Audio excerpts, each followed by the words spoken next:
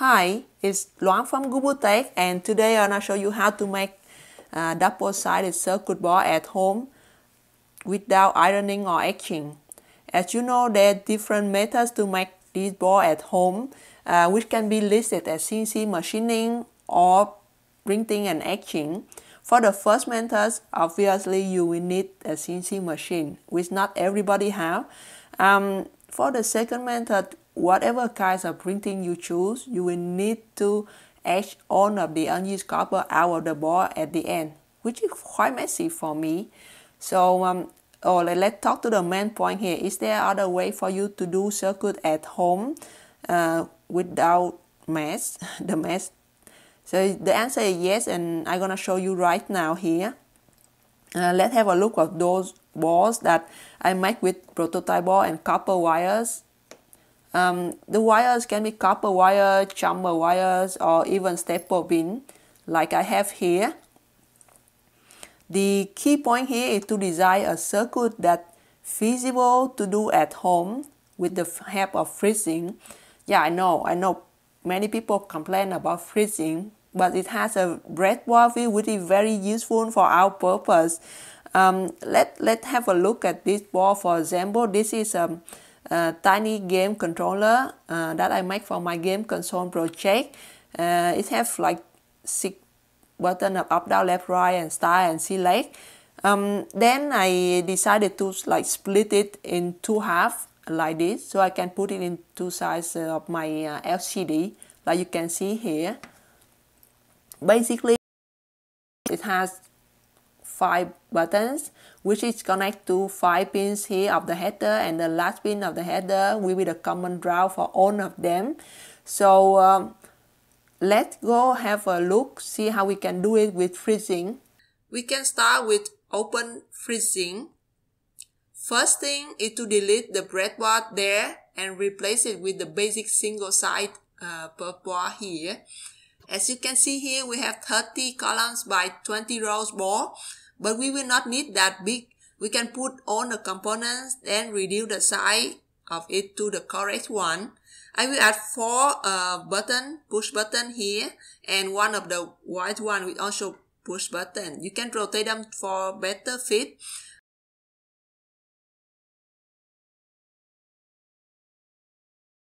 I will also need a 6-pin male header and oriented to the rubber place.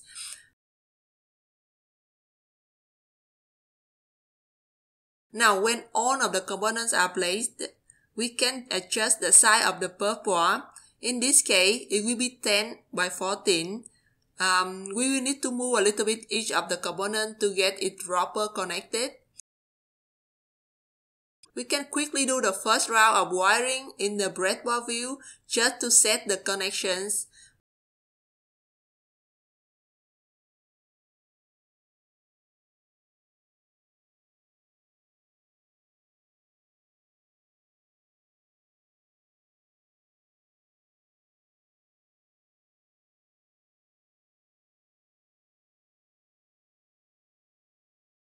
When you click on a pin, you can see all the pins connected to it.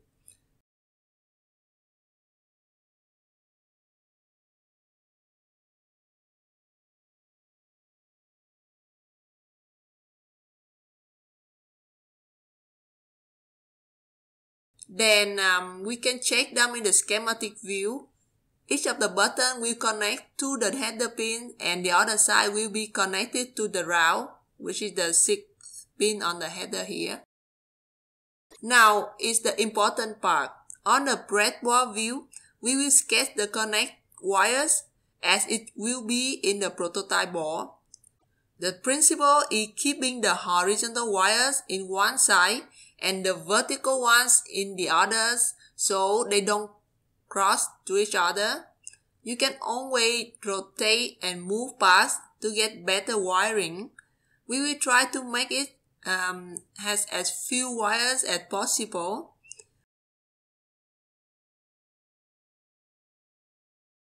Another trick is changing the wires color to mark the top and the bottom wires.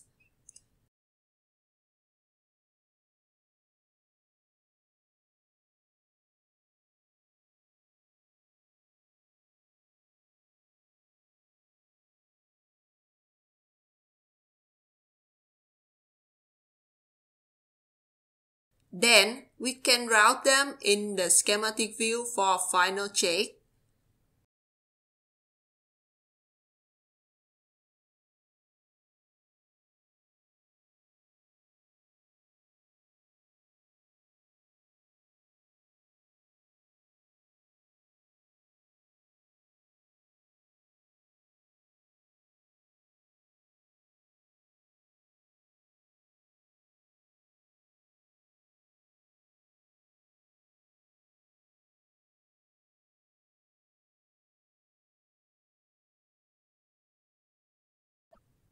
Now we can have a look at the PCB view. Just in case you need to print the circuit later, the steps are the same. Place the components and reduce the board size.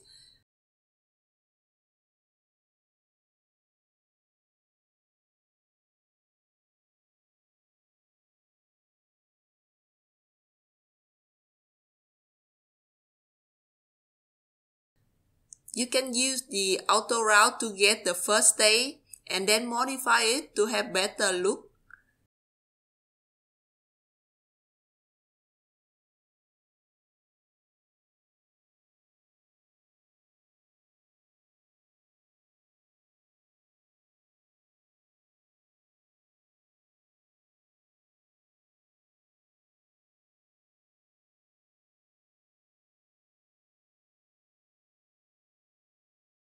Now, let's check on the breadboard view one last time before soldering it. Make sure that wires are color-coded based on each layer.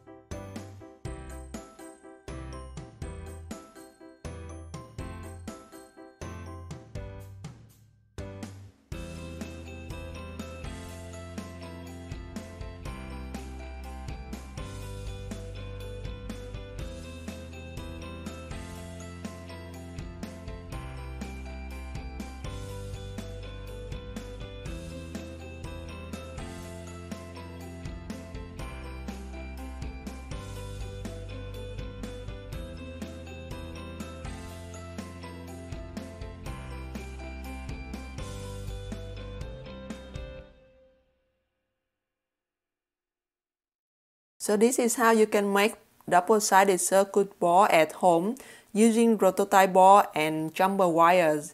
I know this method is not super duper simple, but it's doable and will save you a lot of time and money, especially when you are at the prototype stage, which you're not quite certain about your design and you may add or remove some features. With this thing at home, you can do quickly and test it quickly.